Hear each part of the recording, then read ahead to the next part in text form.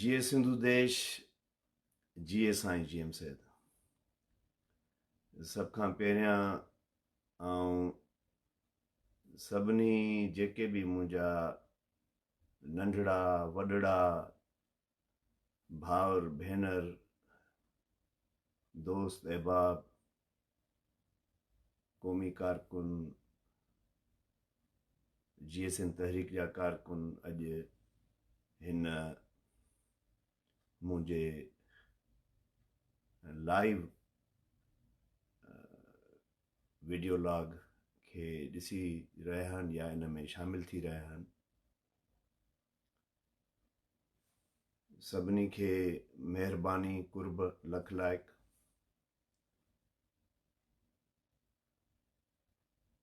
अॼु तव्हां सां मां हूअं बि मां दिलि मां ॻाल्हाईंदड़ माण्हू आहियां। मूंखे इहे शोभदाबाज़ी ऐं ड्रामेबाज़ी ईंदी बि न आहे।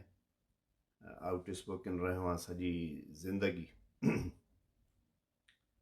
ऐं उन जा नुक़सान बि थींदा आहिनि। उन नुक़साननि खे मूं कॾहिं बि ख़ातिर में न आंदो आहे त मुंहिंजी जेकी ॻाल्हि आहे जेकी मां सही थो सम्झां ऐं जंहिंखे बि मां उसूल सम्झां थो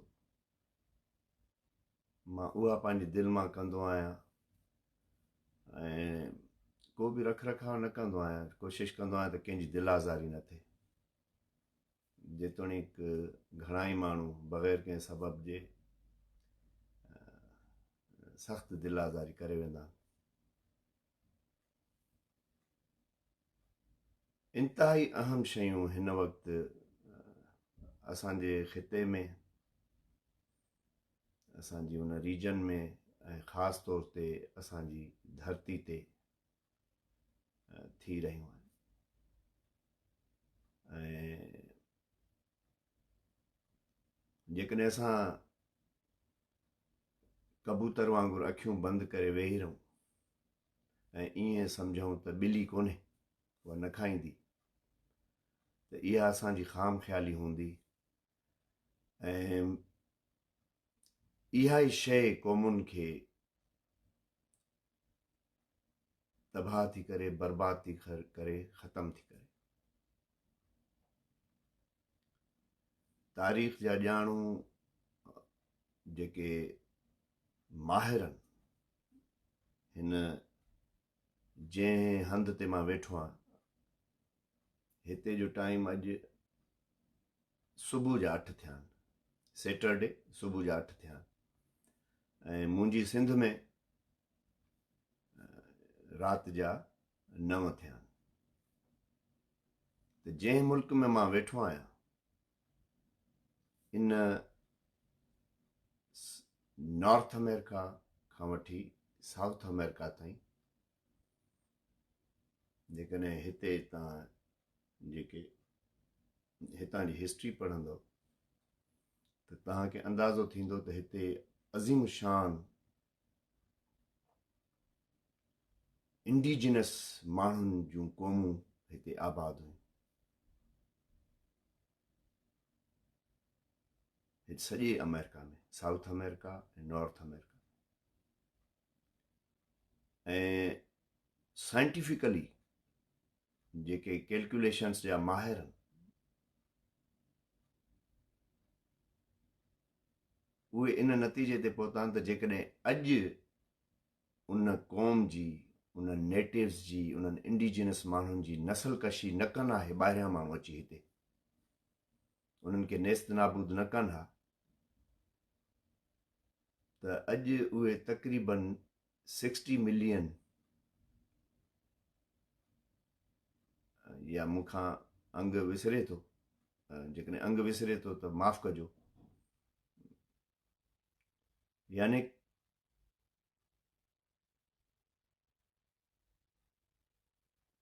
तक़रीबन मां सम्झां थो त अॼु उन्हनि जी आबादी 60 खनि किरोड़ हुजे हा।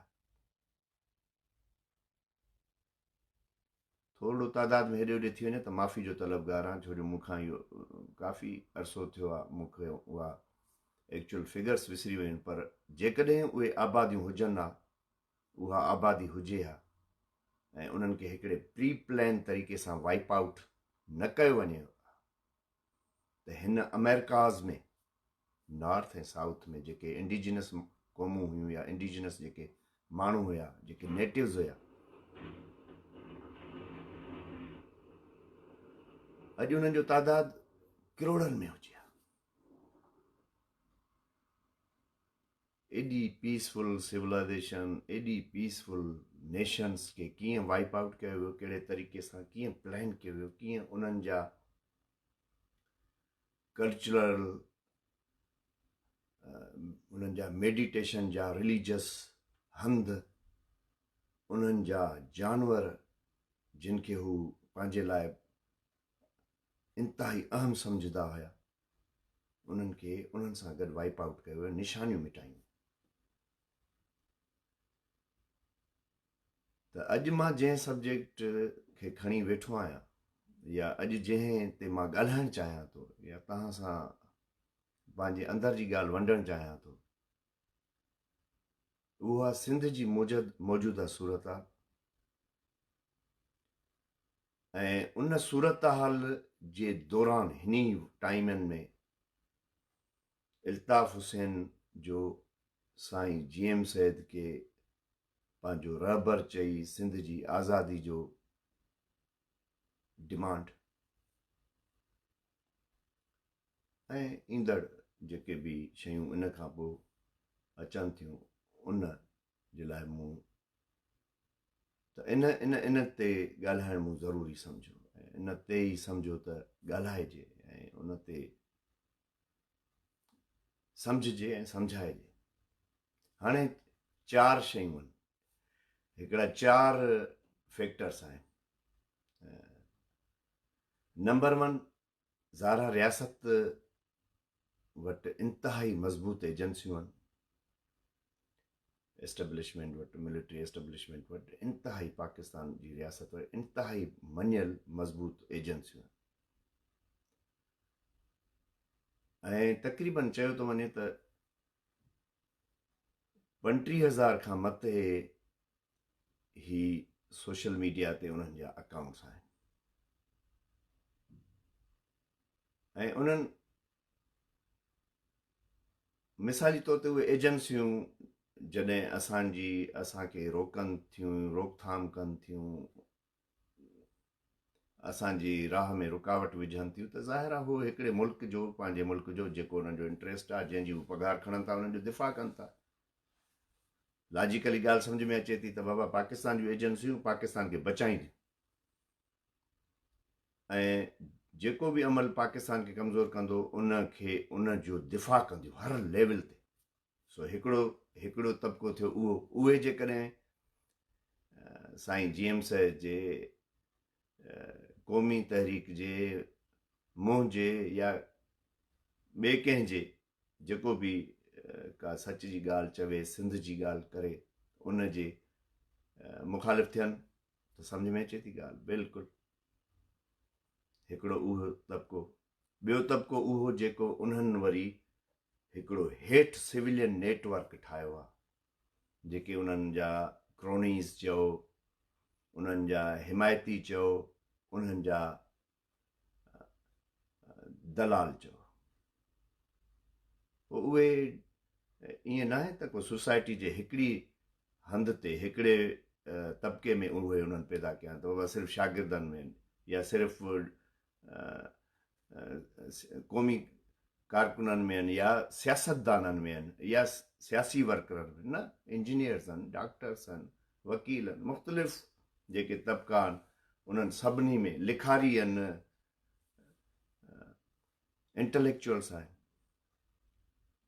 उहे ॻाल्हि उन्हनि पंहिंजे मालिकनि जी था कनि।